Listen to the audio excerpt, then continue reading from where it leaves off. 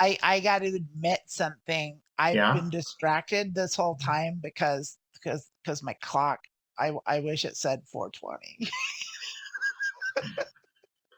It's 2:30, but like really, I wish it said 4:20. Are you just trying to say shit like that so that we can take one of those ad things for one of the weed companies? Like, yeah, we talk about weed all the time. We make a joke about the clock. 4:20. Oh, 4:20. blaze it. Yeah. Lilith, I'm so blazed. Oh man. So blazed. Slime's fucking cool. I can't do it. Yeah, don't do drugs, kids. Ladies, gentlemen, and friends beyond the binary, welcome to Girl Dick with Ted Cruz, starring Lilith Electra Zarling, Amanda Bonanza, and esteemed Republican Senator from the great state of Texas, your host, Ted Theodore Cruz. Don't do drugs.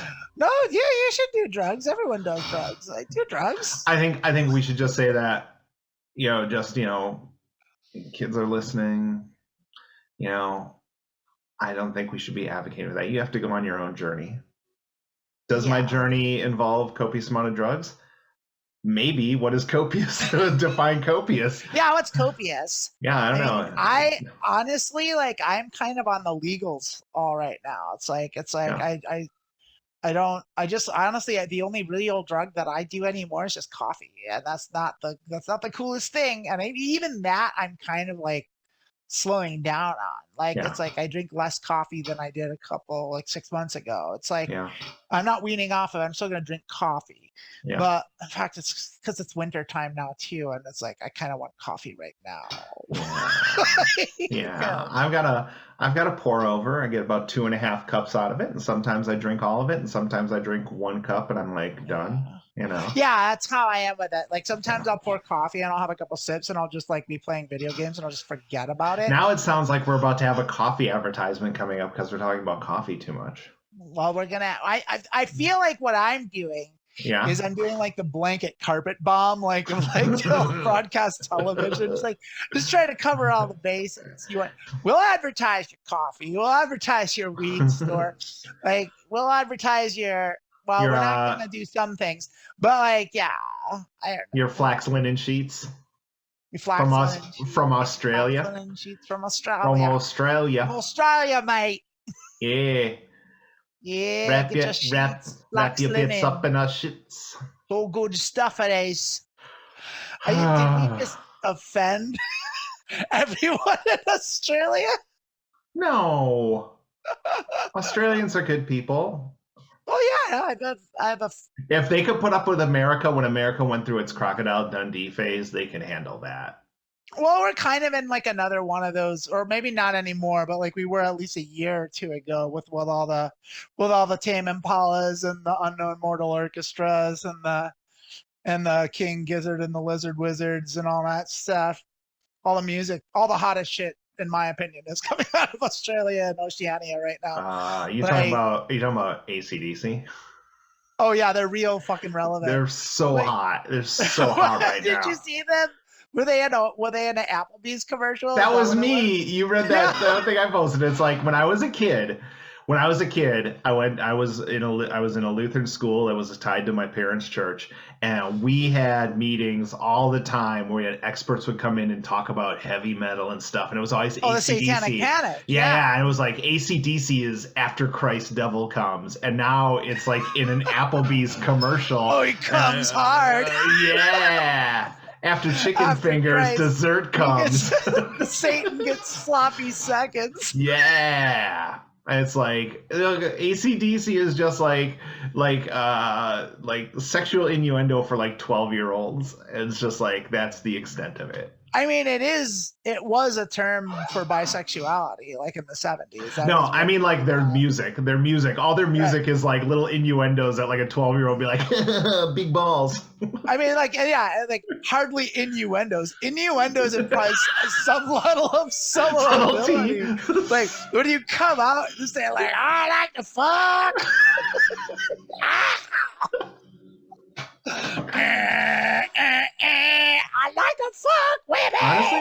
honestly, I got nothing against AC/DC. No, I like AC/DC is one of those bands. I like some of it. Like it's like I'm okay with the Bon Scott years. I'm not too big on the Brian Johnson years, but like I can respect. I think the Back in Black, the first album they did with Brian Johnson, there's some. But I think most bands, there's like, oh, I could listen to their top 5 to 10 songs and be fine with it. You could put together a solid playlist of good AC/DC songs. Like you can find like probably like 12 solid good AC/DC songs. And if you just put that on it would be fun. Yeah, it would be a fun listen. Better than the top 10 or 12 Red Hot Chili Pepper songs, that's for sure. Fucking, I do not get the Red Hot. I don't get how how are they in the Rock and Roll Hall of Fame? They just like released a bunch of shitty albums. They one good album, Blood Sugar Sex Magic, and then every other album they did had one decent song on it, and that was it. I kind of liked One Hot Minute a lot, which was the one with Aeroplane on it. I hated that song. I thought everyone hated that. A lot of people didn't like that album, but it's like.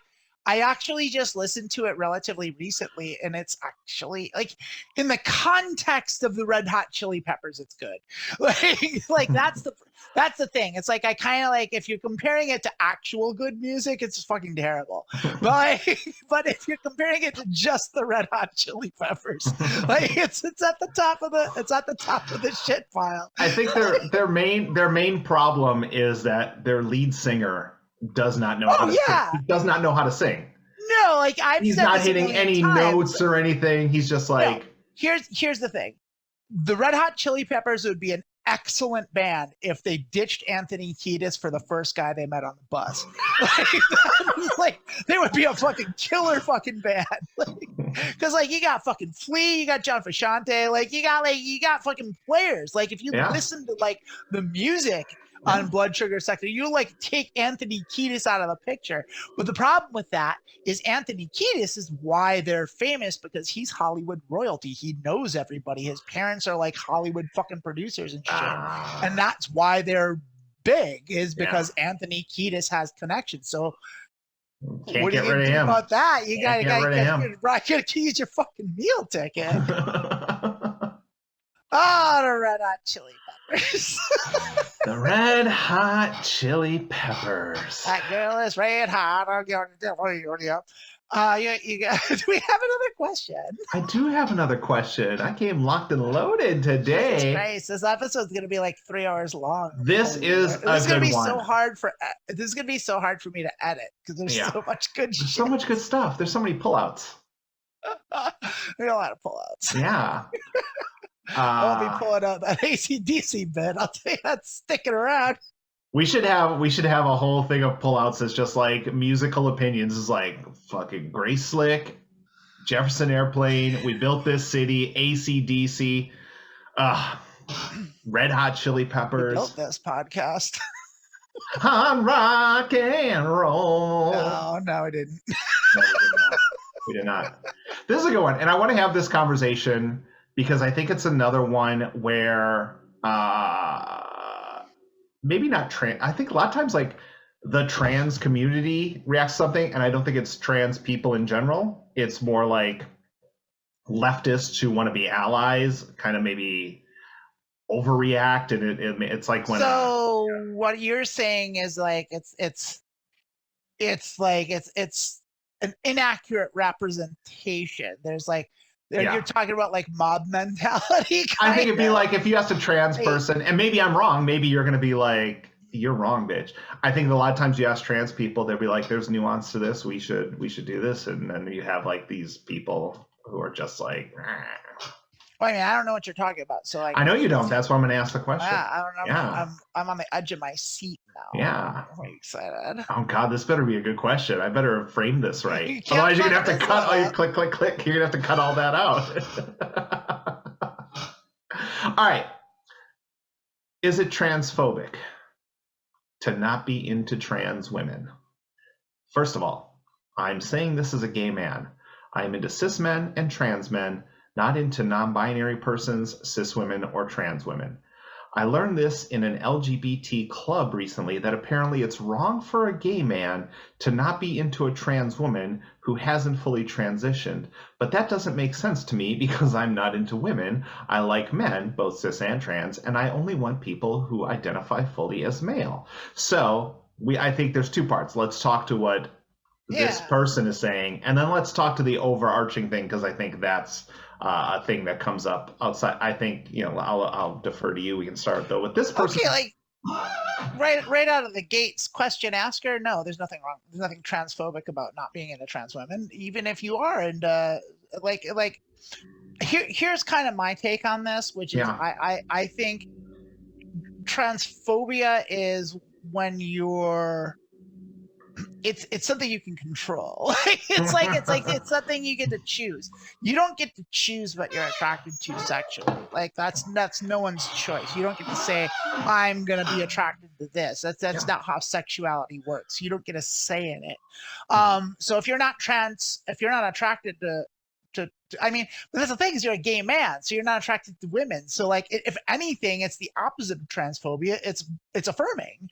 It's like, yeah, if you're a gay man that's only into men, then why would you be attracted to trans women? Because trans women are women, and you said it yourself. So actually, you get all the points. Like, ding, ding, ding, you win. Like that was good. You said all the right things. Yeah. That was like correct. Like, and no, it's not transphobic to not be into trans women. Not everybody is. Like, and even if you are into women in general, like it could be a thing. Like, it's like, it's weird because like I don't like putting any of those kind of boundaries on myself. It's like I like who I like. Yes. Like I'm attracted to who I'm attracted to.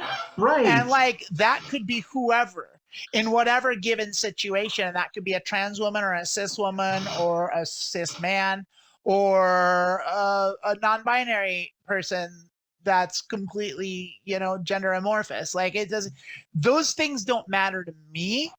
And partially that's because like I'm trans myself, and there's a certain perspective that you gain when you transition from like, the physicality of one gender to the other, where once you go through it yourself, like it kind of really makes it very apparent that shit don't matter at all. Yeah.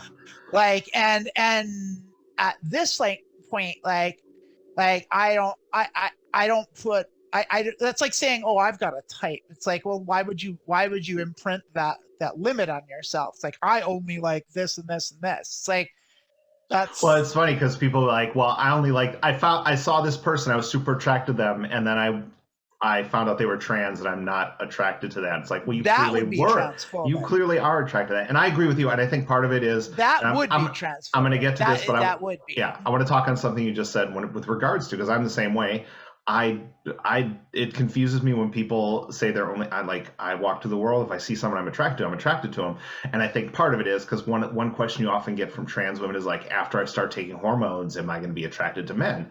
And I don't think that you're going to all of a sudden, because of the hormones, be attracted to men. I think it's more because, let me just finish. Because it's not because of the hormones. It's because you started thinking more about your gender, and you started breaking down those kind of things. And the hormones, yeah, it is. Like, you can say like, taking hormones doesn't change your sexual attraction. I believe it absolutely did. No, you just became to the point where you could admit that you had those sexual attractions. No, that's not true. All right, if you say so. No, we need to have this discussion. First of all, let me go. We'll come back. Let's put it right here. Pink. Also, one thing he said in this thing is like, not into trans women who hasn't fully transitioned. There's no such thing as fully transitioned. That's completely weird. Yeah. And I also don't know any trans woman who would hit on you and then you would say, I'm sorry, I'm only into men, and then they would be offended. Like you mentioned, like, how dare you? How dare you? But also, all right, back to Pin. You even mentioned it in your thing, like, as you started taking hormones and breaking down these ideas of what gender is, you realized that you could just be attracted to who you were attracted to. And Yeah, but it's the hormones didn't do that. Is you started a journey where you started questioning those things you've been told about gender and about attraction.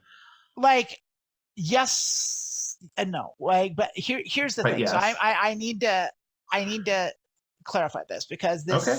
I feel like we may have talked about this before, but I'm going to bring this. This is like needs to be clarified, because like there was like, okay, I've said many times on this show that I knew I was trans from like Mhm. very young age, and I never had any illusions about it. So like, denial is a very powerful thing, but like I don't think I was that skeptical to it. Like, and up until a certain point of taking hormones, like so like I'm going on 46 years old. Like, I'm almost as old as Grace Slick in when We she built this city recorded on rock and roll. yeah, when she recorded We Built This City. Yeah. I mean, maybe that's why it's coming up. I feel a real kinship to her. Sure. I mean, I feel like I'm knee deep in the hoopla. Like, you know, like, oh, that might be the name of the show. But No. What needs Ted but Cruz? what I'm All right. saying is, like, that first, I didn't start, I started transitioning at 41, 42, right before I turned 42. And up until even after that, like when I started HRT, never once was I in any way attracted to men. And that wasn't because I was like keeping it under wraps, or it's just, it really didn't come up. And there was a noticeable point where like that physically changed for me, where like, it's like, where like I actually was like, it was with someone I know who I'd known for a long time. Mm-hmm. And I went to go like hug him, and like I smelled him, and like, and it was like, ooh, and like shit started moving around, and like it felt different. And it was absolutely because of the hormones. Okay. It was not because like I changed my attitude, like, because it wasn't like that, because this is a person that I've known for like decades, and like was very familiar with his smell, like we went on tour and stuff, and and so like, to have that realization like after a year on hormones, and like it was clearly the hormones that did it, like, and it wasn't like, and now that being said, like, I'm still definitely lean towards women. I find in general women more attractive than men personally, and there's nothing wrong with like liking men, and like I definitely find some men attractive now, but like there is a part of it where it's like opening up your mind and opening up your thing. But there's like the uncontrollable physical aspect of it, which definitely was impacted by hormones for me. And like that definitely happened. I'm not hallucinating that. Like I know me. So that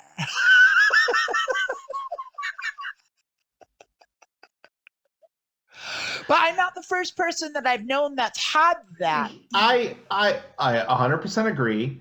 And all I'm saying is that it doesn't have to be something you were aware of or that you were consciously holding down. It's just that in your subconscious, you know, once you've started your transition, you can realize these things. And you said it yourself earlier that gender, that all of these things don't really matter. And then I would also ask this: if it is just the hormones, how come I only see that question? Like trans women will ask, like, if I start taking hormones, am I going to start being into guys? I never see trans dudes say, if I start taking testosterone, will I suddenly be attracted to women? And so I think that the hormone, that it is just something that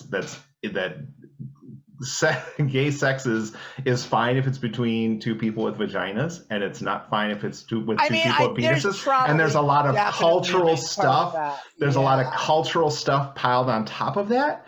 And the hormones don't flip a switch, but they do get you to start questioning. And I feel like I bet you I felt like it was a switch. I feel like maybe all the stuff, it all fell off as you had this realization. But I understand that feeling. But I also feel like I think here's the thing. I would hate to think that people who want to transition or feel that they're trans women wouldn't take hormones because they're afraid of being attracted to men suddenly because they started taking hormones. I just don't believe it works that way. I believe that you just start realizing more about yourself and you start being more open to what's around you and what's there. And we can disagree. This isn't the end of. Well, that's fine. We can disagree. I went through the same thing. I don't know that it's a universal thing, but like, and here's the thing: is you might be very right about that. Like, I mean, that whole idea of like that whole like layer of like the piling on of the cultural, like it is like kind of the most taboo thing in our shitty culture is that like it is the worst thing according to that is like is male on male interaction. There's so much homophobia for that, whereas like being a lesbian is way more acceptable. Like and for whatever reason I have my ideas about it, but we don't need to go down that road. I would say I mean here's the thing. Now the listeners have both our ideas. They can think about it. They can think about their own experience. They can email us and give us their opinion. I would really love to hear what our listeners at large think. And what, if you think either of us is wrong or either of us is right, let us know. If you want to send an angry missive directly to me about how stupid I am, I'd be more than happy to read that. It's girldickwithted@gmail.com. Be nice. You should be nice, but find you, I'll beat you up. Oh, my protector. But I would say the overarching thing about this, is it transphobic to not be into trans women? No. I think it's not. I would say, like I said, I think it's weird when people see someone and they're attracted to them and they spend time with them and then they find out that they're trans. And they're like, well, I'm not attracted to trans women. It's like, well, you clearly are. But we're dealing with tons of cultural shit on top of that as well. That's where I would like to go with it. That's the pin that I want to put in it. It's like, is it transphobic to not find trans women attractive? No, it's not. Is it transphobic to find a trans woman attractive and then upon finding out that she's trans to then no longer be attracted to her? Absolutely, that's very transphobic. I always wonder, because people always post these things out there. I'm like, when you see someone in a bar and you ask them out, do you like, hey, I really think, I'd love to talk to you. By the way, what's the genital situation? Is that how you're introducing? Because if that's how you feel, that's how you should be introducing yourself to people. And that's a hard leap for someone to make, like growing up in our culture. If you aren't ready to go to be that like enlightened with sexuality and gender, and there are a lot of people that aren't, like that are stuck in that kind of binary world where like it's like oh yeah, man woman, or man penis, girl vagina, like, and it's like it's wrong. It's not how it works. And it's a lot more complicated than that. It's a lot more involved than that. But like I mean, that idea of like the shame that comes with like if you identify as straight or if you identify as gay, if like you've already put yourself in this box, like it's like, well, that's kind of a little bit on you. Like it's like back to the basics. No, you're not transphobic if you're a gay man that isn't attracted to trans women. That makes sense, like, because you're attracted to masculinity, and as a general rule, trans women tend to be pretty feminine.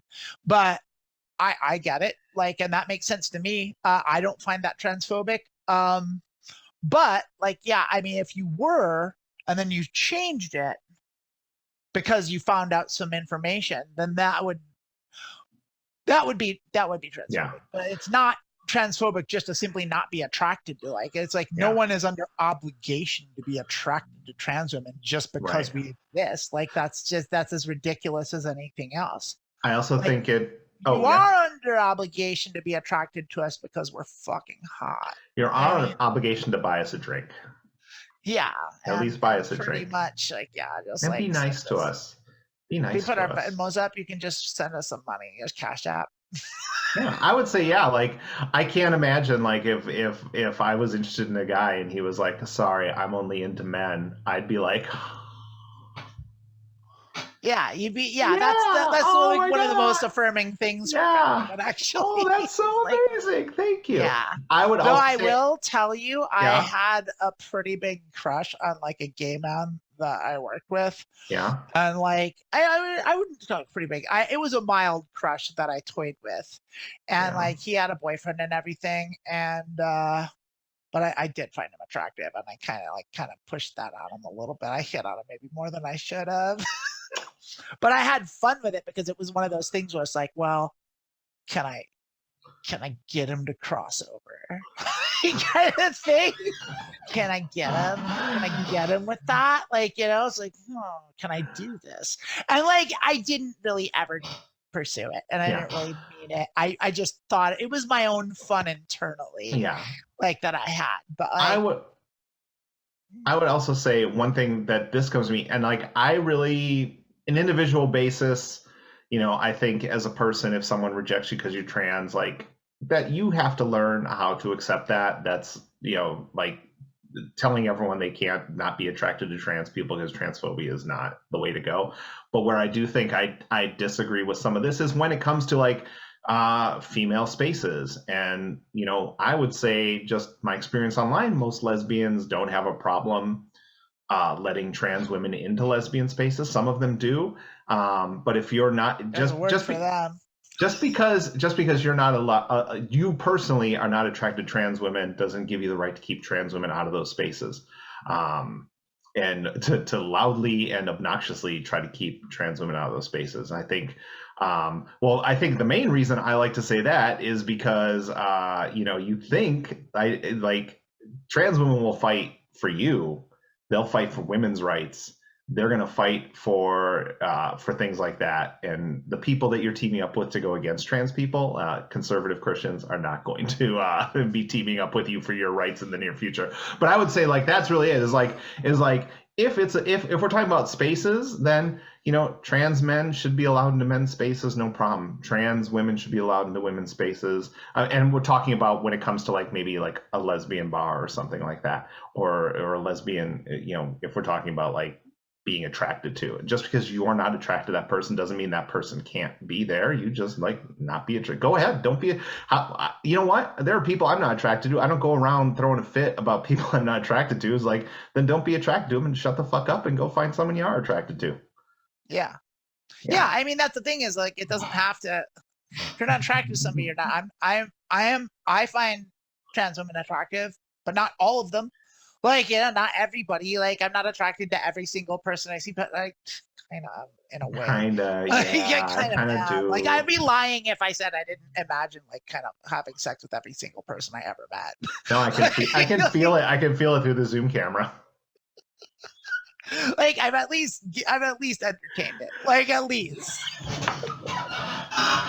I'm gonna stop recording here and continue this conversation. Privately in my bedroom. In bed. Oh God. Oh, that was hot shit. That was. Oh my gosh.